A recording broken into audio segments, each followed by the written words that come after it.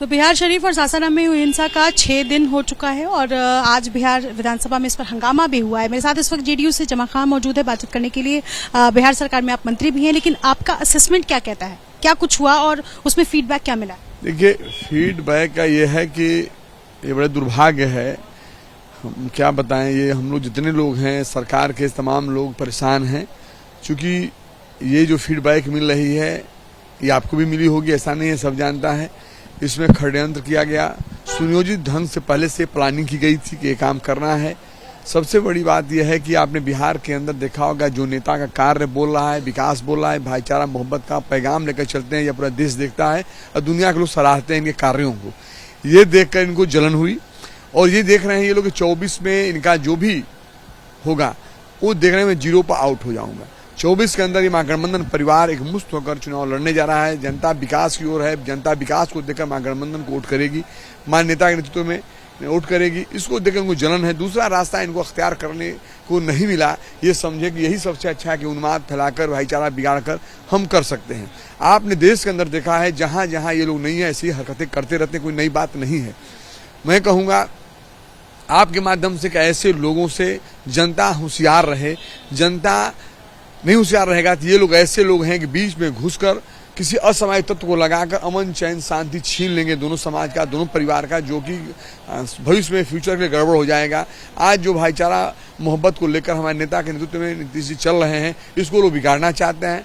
Feedback ये मिल चुका है कि निश्चित तौर पर एक साजिश के तत्व हुआ है, उसकी हम जांच करा रहे हैं।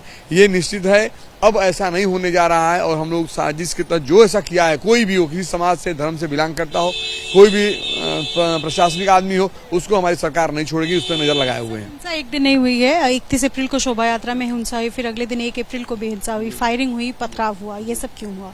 वही तो बात, एक सुनियोजित ढंग से हुआ। किसने किया? सुनियोजित हुआ तो किसने किया? भाजपा लोग चाह रहे हैं यहाँ बिगड़ जाए भाईचारा मोहब्बत। ये लोग देश के अंदर आपने नहीं देखा है, जिस देश में नहीं है यही लोग करता है ना, ये लोग चाहता है, लेकिन हमारे नेता के नेतृत्व में ऐसा नहीं होने देंगे। उसकी जांच चल रही है। प्रशासन कहाँ था फिर? वही तो मैं बोल रहा हूँ ना, जितना देखिए जिस दिन शुरुआत हुई तभी से प्रशासन लग गया। जब वो बिगड़ जाता माहौल, कुछ गड़बड़ लोग होते हैं, गड़बड़ कर देते हैं, उसके बाद अब देखा वो ठप हो गया है। लगे हुए हम लोग, जो किया है उस पर निगाहें लगाए हुए हैं।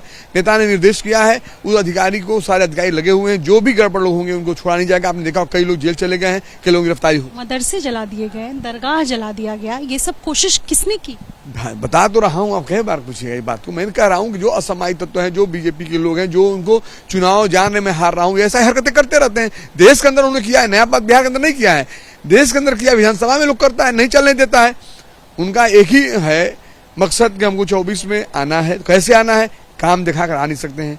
ये झूठ बोले हैं, इनके बड़े बड़े नेताओं ने झूठ बोला है, सबको लुभावने बातें करके हम लोग को अंधकार में रखा है, देशवासियों को अंधकार में रखा है। तो इनके आगे जब जनता, मैं खुल करना चाहता हूँ, जब देश की जनता, बिहार की जनता इनको काम पूछती है, बेरोजगारी पे बात करती है, समस्याओं पर बात करती है, महंगाई पर बात करती है, ये तो हिंदू मुसलमान की बात करके सबको दाएं बाएं करना चाहते हैं, जिससे कि हमको वोट मिल जाए।